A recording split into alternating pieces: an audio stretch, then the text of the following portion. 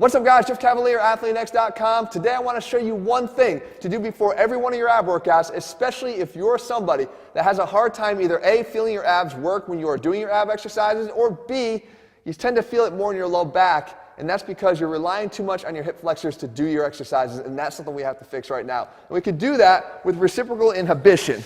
Now this little fancy word is just something that really means if we can activate or contract a muscle that acts on the opposite side of a joint than the one that we don't want to work, then we can reciprocally inhibit it or at least turn it down a little bit so that the other muscles can do the job. And that's what we're trying to do. If your hip flexors are initiating too much of the movement when you're trying to crunch or do any other ab exercises we'll show here, then what you want to do is try to get them out of the equation so that the abs can do more of the work. And the hamstrings are able to do that because of their function as hip extenders. Okay, what we can do though is also rely on the glutes too, because we know that they can also extend the hip. So what you do is you take this foam roller and you put it back here behind your ankles and up against your butt. And you squeeze your glutes together and your hamstrings at the same time. Everything should be kind of being squeezed up and under.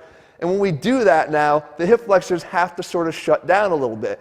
And when we have that done, now when we initiate an ab contraction, it's happening more from the abs instead of the hip flexors over-dominating. So you want to do a levitation crunch. You squeeze here, okay, keep that in place, and we just lift the shoulders up off of the ground. Just like that. And immediately you should feel a much stronger contraction here in your abs because they're being demanded to work harder.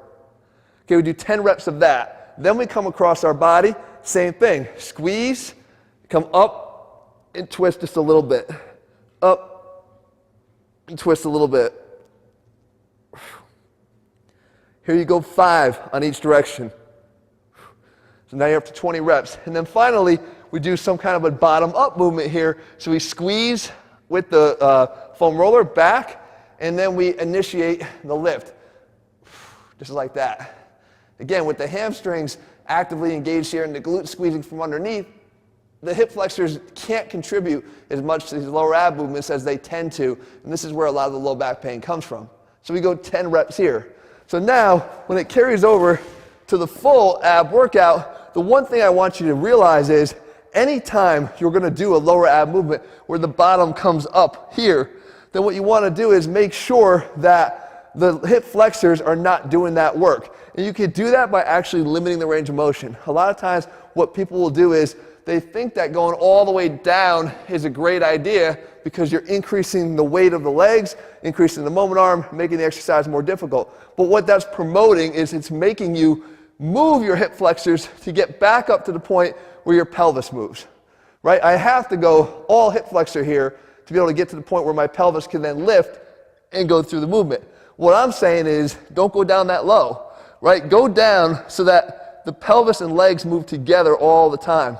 When it gets down to the point where the pelvis no longer moves, then you're done with that rep and go back up again here.